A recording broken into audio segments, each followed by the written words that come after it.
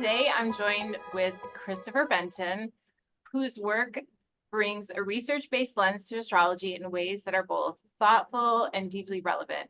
At this year's Cosmic Discovery Conference, he'll be speaking on several different topics. One is research terminology for astrologers, astrology and human health, and the relationship between authenticity, marginalization, and sexual orientation through an astrological lens. I look forward to giving you a taste of what he's going to be presenting at the conference. So how are you doing today, Christopher? Pretty good, pretty good. I'm in my 70s. Some days you wake up quickly, some days you wake up slow. This is kind of in between today. That's part of life. Yeah. Thank you for joining me. I'm excited to share some of your research and the topics that you're going to be talking about.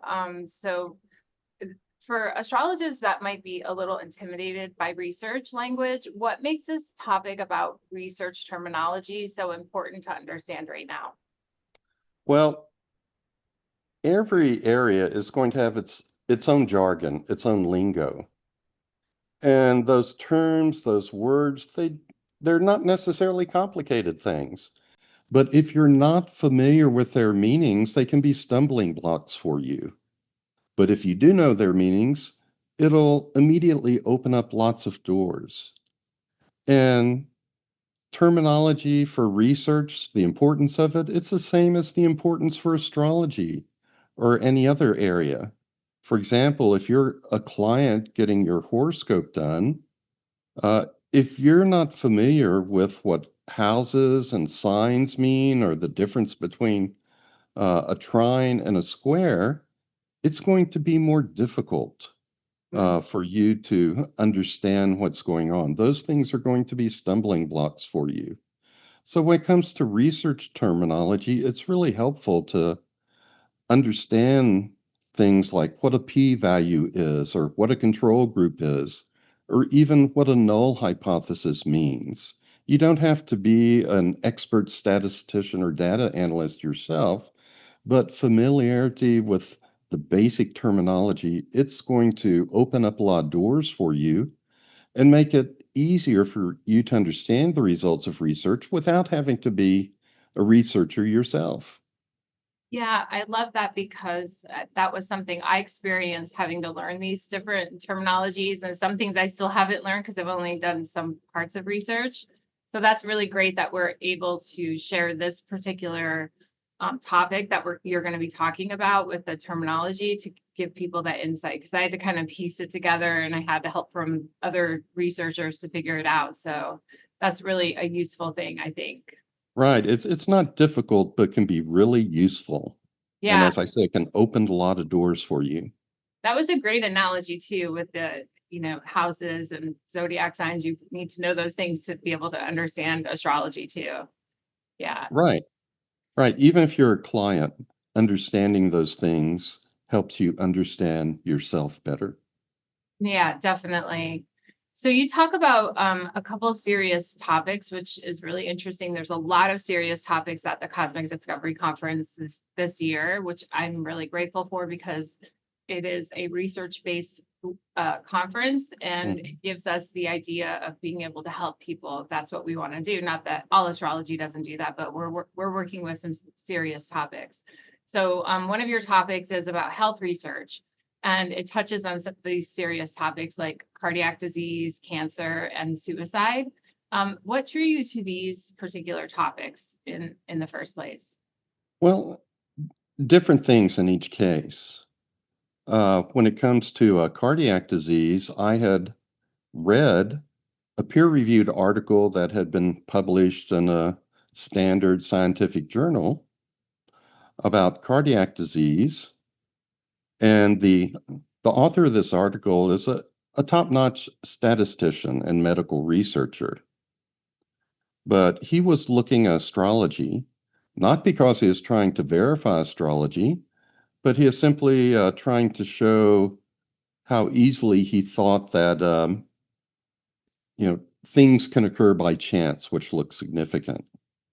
And so he was stationed up in Ontario. He had access to all the medical data on everyone in Ontario, and he found out that people born with Sun and Pisces are significantly more likely to be admitted to the hospital with heart attacks or other cardiac problems. And I found that interesting.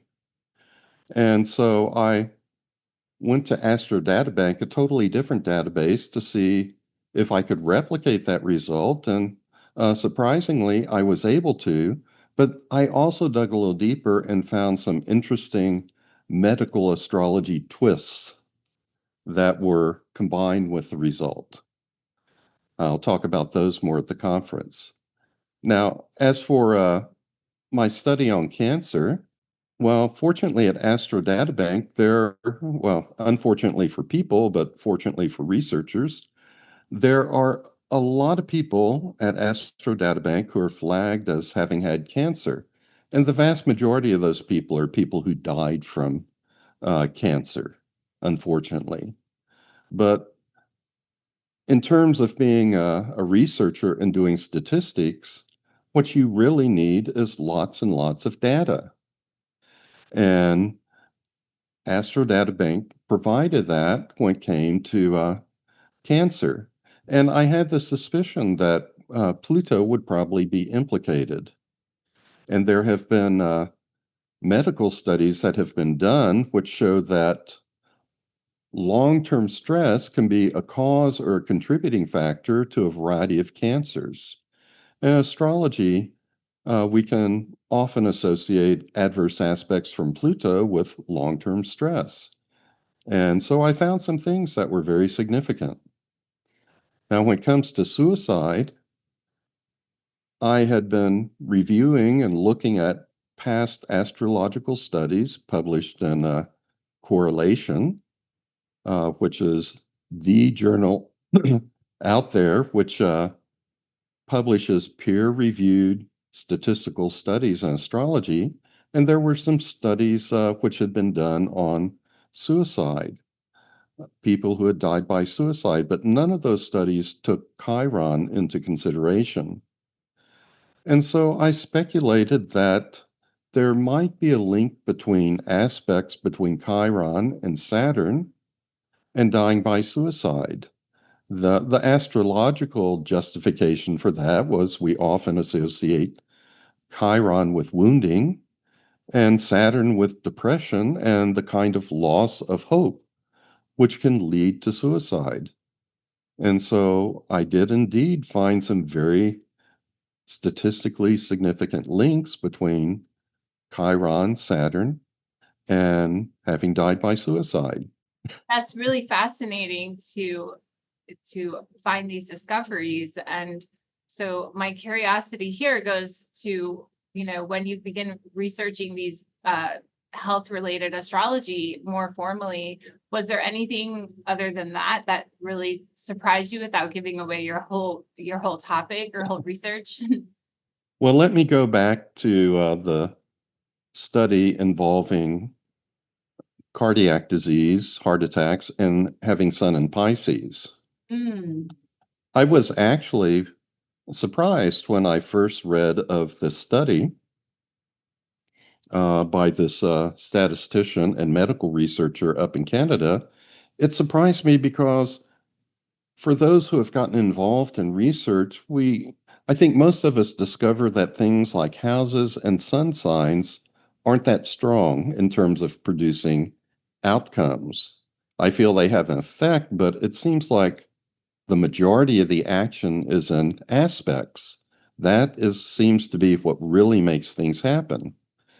And so it's not really common to easily find something significant that pertains to a sun sign. So I was very surprised by that. And when I was able to replicate the result, that both delighted me and surprised me further. And I was also surprised because Pisces is not the sign that we normally associate with the heart. We usually think of Leo when it comes to the heart. Well, I mentioned previously I discovered a medical twist in my research, and what I found out was for people with Sun and Pisces to have significantly more cardiac problems. It also has to be the case that Neptune is in a fixed sign like Leo, or it's making a hard aspect by sign, not by degree, but just by sign, to one of the outer planet rulers of a fixed sign. Hmm. When those conditions, those cofactors were present, then people with Sun in Pisces did have significantly more cardiac problems. Wow, that's really fascinating. I'm really excited to learn more about that.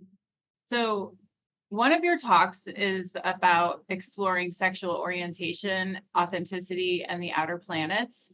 What makes this an especially meaningful topic to you for you to examine through a research lens?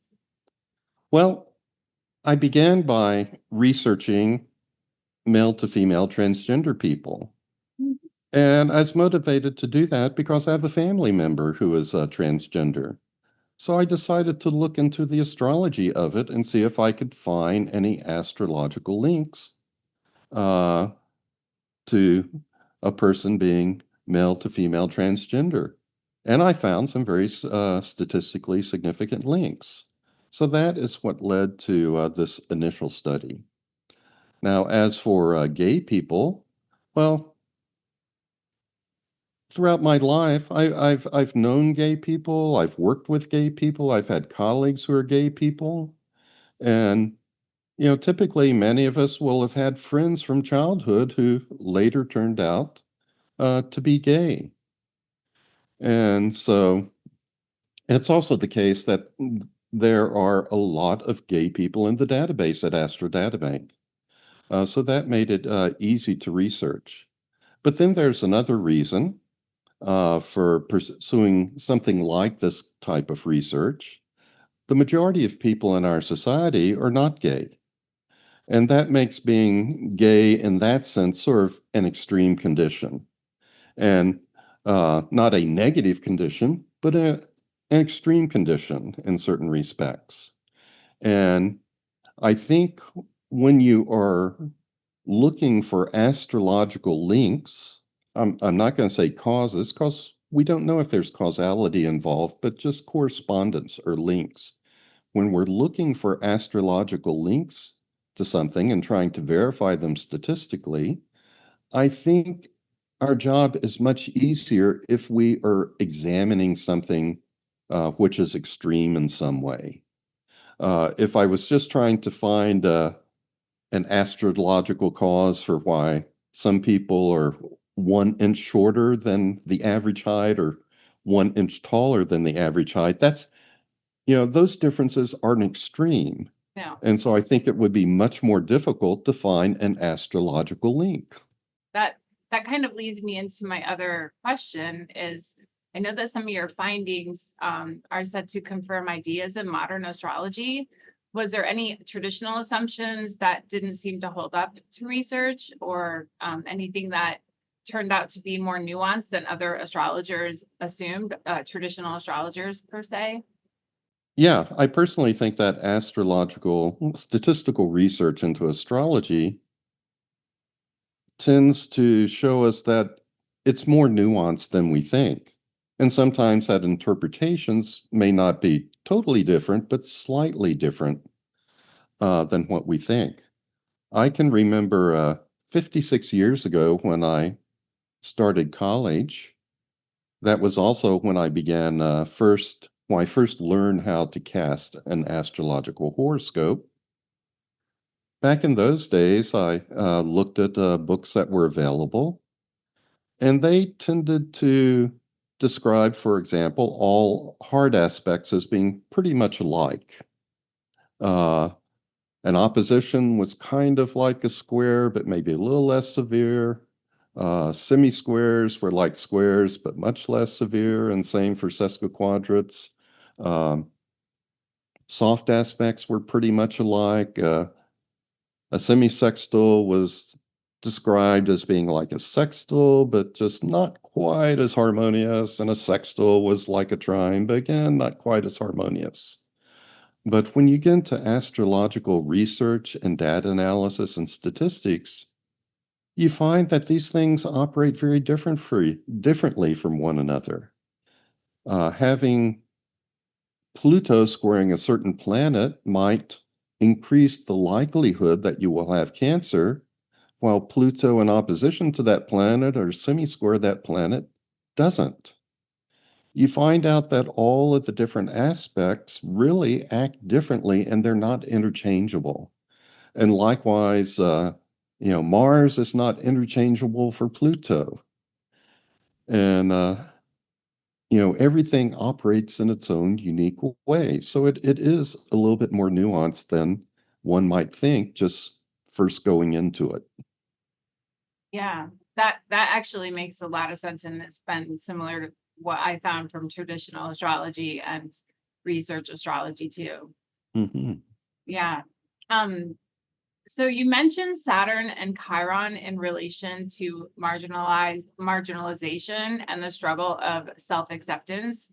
How do you understand the symbolism in a way that is psychologically meaningful without turning into a stereotype? Well, let me mention a couple of things first. Okay. I did find that certain aspects between Chiron and Saturn make it significantly more likely that you will be gay. That doesn't mean that if you have this aspect, therefore you're going to be gay. The majority of people with or without that aspect will not be gay because being gay, that's still a very, very small minority in the world these days. And so when we're doing interpretations, there's not one size fits all kind of interpretation. You can't say, oh, you've got Mars square your moon, so you will definitely be this way. You could be lots of different ways, even though all of these various outcomes you might think of and observe in the person are all examples of ways in which Mars square moon might manifest.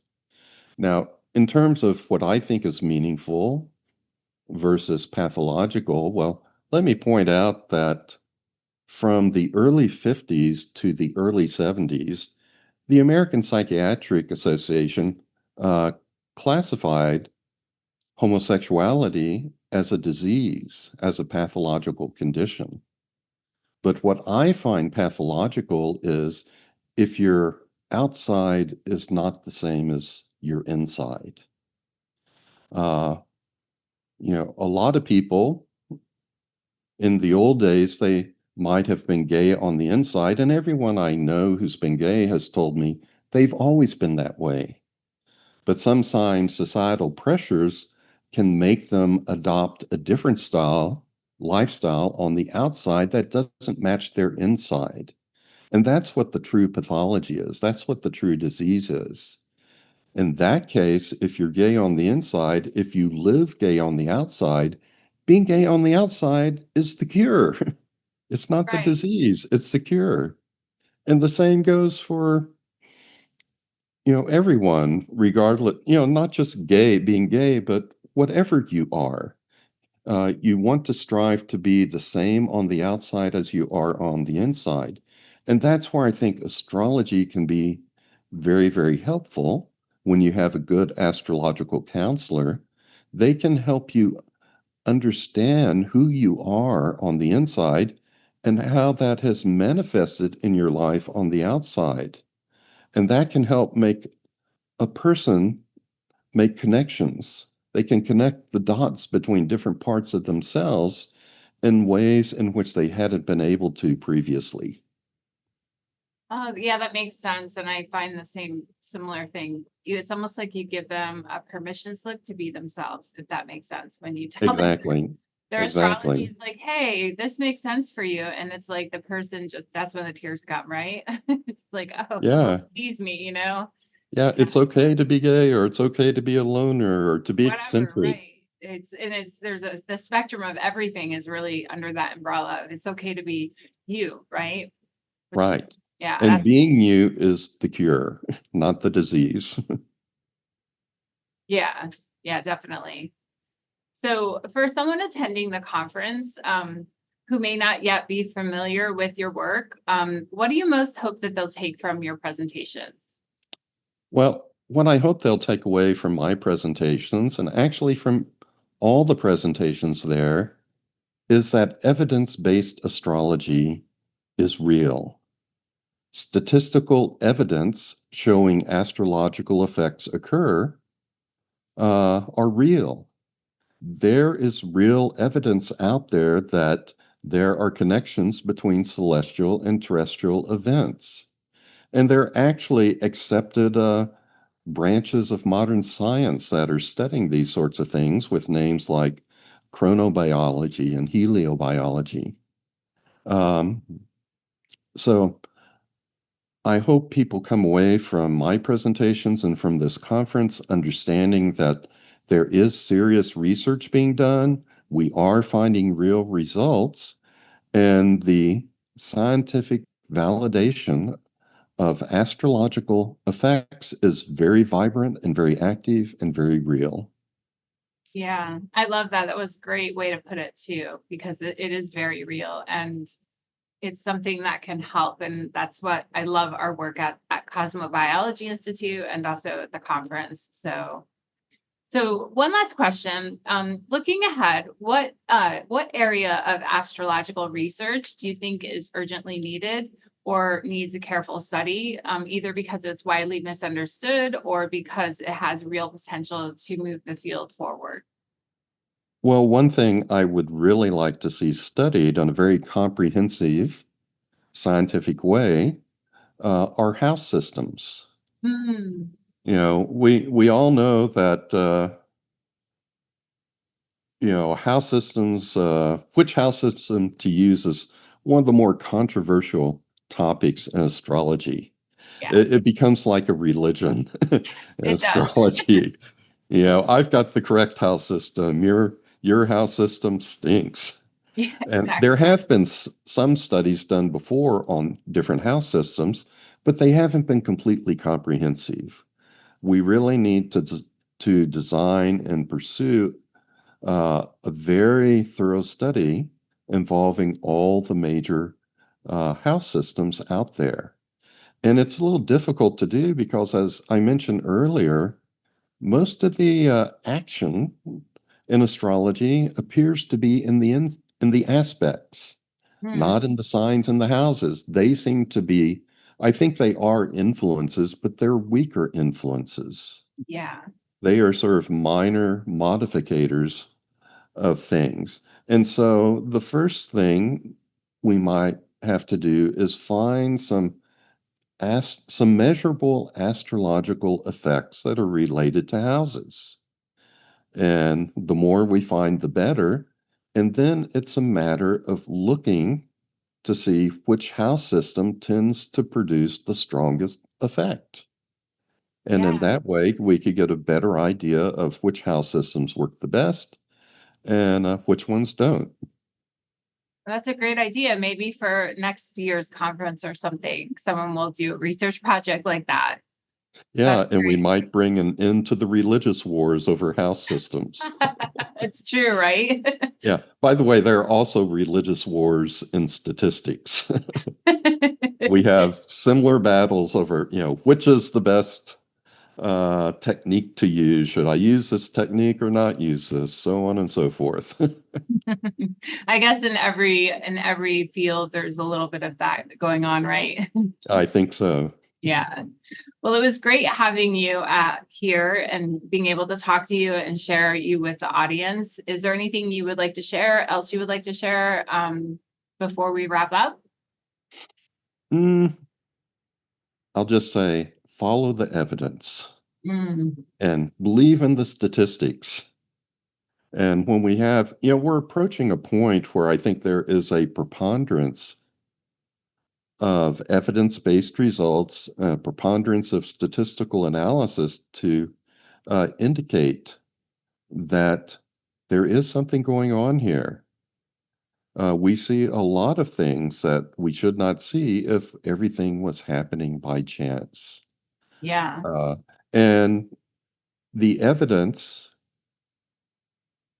can not only lead us to the conclusion that there are important connections between celestial and terrestrial events, that evidence could also lead us to the conclusion that those connections are not always exactly what traditional astrology says.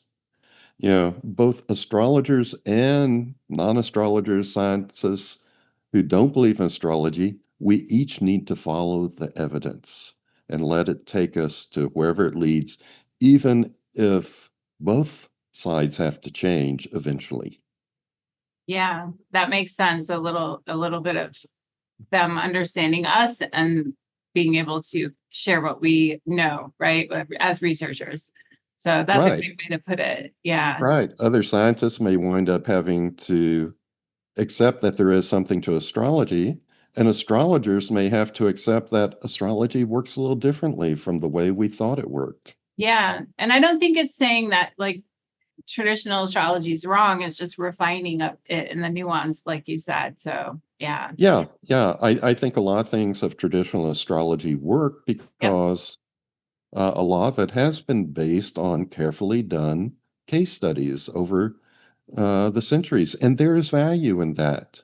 But Yeah. there are probably other things in astrology which don't work so well, like when we try and tie astrological interpretation to mythology. Sometimes that works, sometimes it doesn't. Or Yeah. when we try and take meanings of numbers and numerology or other areas and apply that to aspects. Sometimes it works, sometimes it doesn't seem to work.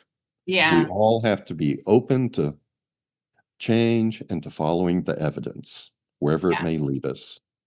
That makes sense. Well, thank you so much, Christopher, for being my guest. I'm excited for the conference and excited to meet you in person and hear your presentations and everything. So thank you so much. It's my pleasure.